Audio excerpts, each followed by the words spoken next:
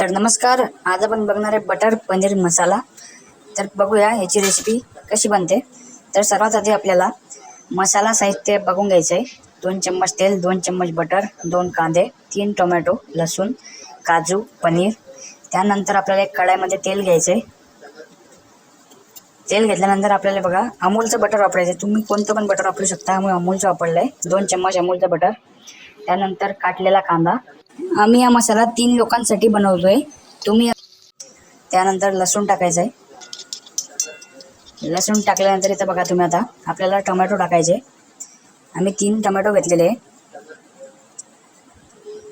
तर बघा आम्ही साहित्य काय काय अमूल बटर वापरले, पनीर आहे आणि सुहाना मसाला आहे, हे वापरायचं आपल्याला। त्यानंतर इथं काजू टाकायचे आपल्याला।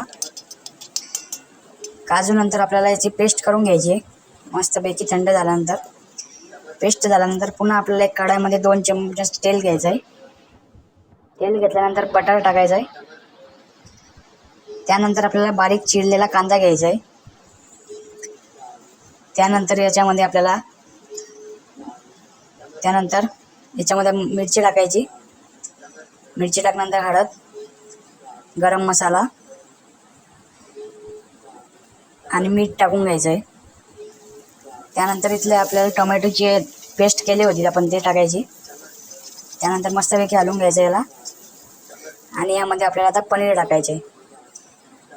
बघा मी अमूलचं पनीर वापरलं आहे। तर हे बघा मस्तपैकी याला आता शिजू द्यायचं आहे पाणी टाकून आणि यावर तुम्हाला तुमच्या आवडीनुसार कोथिंबीर टाकायचं आहे। त्यानंतर इथं बघा आम्ही सुहाना पनीर मसाला वापरतोय, यामध्ये टाकायचा आपल्याला थोडासा, याच्याने टेस्ट भारी येते। तर हे बघा, तर यानंतर आपली पनीरची भाजी रेडी आहे।